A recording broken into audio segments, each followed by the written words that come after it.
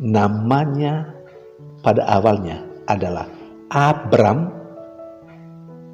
berubah menjadi Abraham.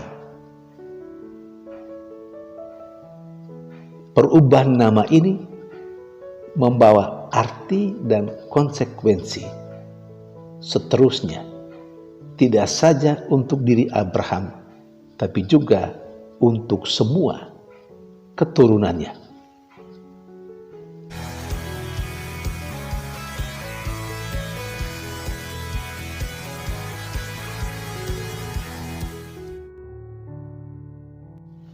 Berjumpa lagi dalam permenungan kita, edisi Kamis 30 Maret 2023, Pekan Prapaskah kelima. Bacaan liturgi hari ini, bacaan yang pertama dari kitab Kejadian bab 17 ayat 3-9 dan bacaan Injil dari Injil Yohanes bab 8 ayat 51 sampai 59. Bacaan pertama hari ini berbicara tentang seorang tokoh yang terkenal dalam kehidupan beriman manusia, yakni Abraham. Apa yang dikatakan oleh bacaan pertama hari ini tentang tokoh ini, tentang Abraham? Ditegaskan bahwa Allah menampakkan diri kepada Abraham, kemudian Allah bersabda kepada Abraham, Allah akan melakukan perjanjian dengan Abraham. Isi perjanjiannya adalah Allah akan menjadi Allah Abraham dan segala keturunannya, yakni bangsa Israel. Dan Abraham serta keturunannya, bangsa Israel, akan menjadi bangsa kepilihan Allah. Poin yang kedua yang ditegaskan dalam bacaan pertama hari ini tentang Abraham, yakni perubahan nama Abraham. Namanya pada awalnya adalah Abram, berubah menjadi Abraham. Perubahan nama ini membawa arti dan konsekuensi seterusnya, tidak saja untuk diri Abraham, tapi juga untuk semua keturunannya. Abraham, dia akan menjadi bapa banyak bangsa. Abraham berarti dia akan memiliki keturunan yang banyak. Bahkan Allah pernah berjanji keturunannya akan sebanyak bintang di langit dan pasir di pantai laut. Dan karena Abraham, Allah memberikan negeri terjanji kepada Abraham dan keturunannya untuk didiami, yakni tanah Kanaan. Saudari dan saudara yang terkasih, ternyata Abraham adalah bapa semua bangsa, bapa semua orang beriman. Pilihan Abraham oleh Allah menjadi bapa semua bangsa dan bapa orang beriman membawa akibat atau konsekuensi segala berkat yang diterima oleh Abraham juga akan diterima oleh semua keturunannya, yakni bangsa Israel dan semua orang dari seluruh bangsa yang percaya kepada Kristus. Jadi berkat yang saya dan Anda terima saat ini juga salah satunya karena dalam tanda petik jasa Abraham. Saudari dan saudara yang terkasih, tidak sia-sia iman Abraham. Iman Abraham secara pribadi tidak saja membawa berkat bagi dia secara pribadi dan keluarganya dalam lingkup keluarga inti, tetapi juga semua keturunannya mendapat berkat karena iman Abraham. Ini hal yang menarik. Hal yang baik yang dilakukan oleh Abraham berakibat atau membawa konsekuensi positif untuk seluruh keturunannya, termasuk saya dan Anda. Dengan ini Abraham telah menjadi berkat bagi banyak orang. Dan dari sini juga kita terinspirasi untuk jangan pernah bosan untuk berbuat baik, untuk menata kehidupan iman pribadi. Karena kehidupan iman kita yang kokoh dan kuat, yang baik terhadap Allah, tidak saja membawa keuntungan, tidak saja membawa pengaruh positif untuk kehidupan kita sendiri, atau kehidupan anak cucu kita, atau kehidupan keluarga dekat kita, keluarga inti kita, tetapi kehidupan kita yang baik, kehidupan beriman kita yang terpuji, membawa pengaruh positif, berkat untuk semua keturunan kita.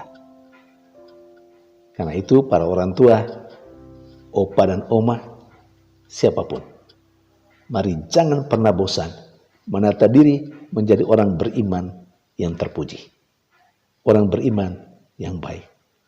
Jadilah kita orang yang baik, karena pengaruhnya tidak saja untuk diri kita sendiri dan keluarga inti kita, tapi kita menjadi berkat bagi banyak orang. Kita selalu ingat bukan? Atau kita selalu dengar orang selalu mendoakan atau membuat pernyataan supaya menjadi berkat bagi sesama. Berkat bagi sesama akan melekat dalam diri kita kalau kita pertama-tama menata kehidupan kita secara baik di hadapan Allah. Jadilah orang baik, jadilah orang beriman di hadapan Allah, maka dengan sendirinya kehadiran kita akan menjadi berkat untuk orang lain. Yang kedua, dalam bacaan Injil diceritakan kepada kita polemik dan pertentangan semakin hebat antara orang-orang Yahudi dan Yesus. Ada banyak hal yang dikatakan dalam bacaan Injil, tetapi nama Abraham juga masuk dalam cerita Injil hari ini. Yesus menegaskan kepada orang-orang Yahudi bahwa setiap orang yang melaksanakan firman-Nya tidak akan mati, akan hidup selama-lamanya. Lalu orang-orang Yahudi mengatakan bahwa Yesus sudah mulai gila, sudah kerasukan setan. Kenapa? Mereka tahu persis bapa mereka, Abraham, itu seorang pelaksana firman Tuhan, tapi telah mati dan sudah lama mati. Itu yang membuat orang Yahudi makin jengkel. Ini Yesus sudah omong tentang apa? Sudah tidak betul apa yang dia ngomong. Dan seterusnya, Yesus pelan-pelan mengantar orang-orang Yahudi untuk mengerti bahwa memang Abraham itu hidup. Bukankah dalam kesempatan lain Yesus berkata, Allah itu, Allah Abraham, Allah Isa, Allah Yakub itu Allah orang hidup, bukan Allah orang mati. Maka Abraham sesungguhnya tetap hidup. Dan itu yang tidak dipahami oleh orang Yahudi. Karena itu mereka makin jengkel, makin marah kepada Yesus.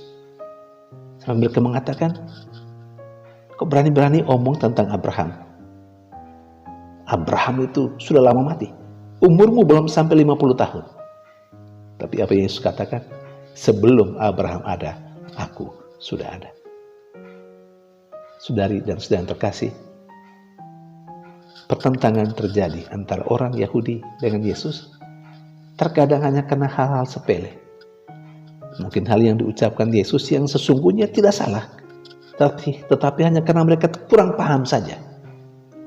Tetapi mereka yang kurang paham tidak bertanya lebih lanjut supaya mendapat penjelasan lebih lanjut, tetapi langsung membuat kesimpulan dan menarik kesimpulan bahwa Yesus tidak baik, bahwa Yesus menyamakan dirinya dengan Allah dan lain-lain sebagainya, bahwa Yesus sudah kerasukan setan hanya karena apa yang Yesus katakan tidak dipahami oleh mereka. Dan itu menjadi sumber konflik yang makin memanas, yang membuat mereka makin marah kepada Yesus. Dan menurut Injil hari ini, mereka mengambil batu mau melempari Yesus, tetapi Yesus menghilang dari tengah mereka. Saudari dan saudara terkasih, dalam kehidupan beriman seringkali ada banyak hal yang menjadi pertentangan. Mungkin di antara kita seiman juga terjadi pertentangan, ada banyak hal. Dan itu mungkin juga dalam kehidupan berkomunitas, dalam kehidupan berkelompok. Dalam kelompok kategori ada apa? Ada saja hal-hal yang membuat kita bertentangan satu dengan yang lain. Hanya karena satu hal sepele, satu hal kecil yang terkadang karena kurang komunikasi saja. Maka kita bertentangan, kita berseberangan. Kita seakan yang lain itu musuh. Dan kita berhadapan dengan musuh yang harus kita habisi. Padahal hanya soal sepele saja. Tapi itulah, poin apa saja bisa menjadi kompor, bisa jadi pemicu pertentangan dalam kehidupan bersama. Persis seperti orang Yahudi dengan Yesus. Saudari dan saudara yang terkasih, jangan sampai kita ini dianggap sebagai orang yang selalu memunculkan persoalan, orang yang provokatif, yang membuat situasi, suasana menjadi tidak nyaman, selalu bergejolak. Dan kita mungkin saja merasa senang bahwa situasi tidak nyaman. Jangan. Yang kita cari dalam kehidupan ini adalah ketenangan hidup. Memang ketenangan hidup tidak berarti bahwa bebas dari masalah. Tetapi kalau masalah itu tidak ada, jangan kita munculkan. Apalagi mencari-cari persoalan seperti yang dilakukan oleh orang Yahudi. Saudari dan saudara terkasih, semoga kita menjadi manusia beriman sungguh-sungguh yang menata kehidupan kita sesuai dengan iman kita. Karena iman kita mengajarkan supaya kita menjadi orang yang baik. Tuhan memberkati.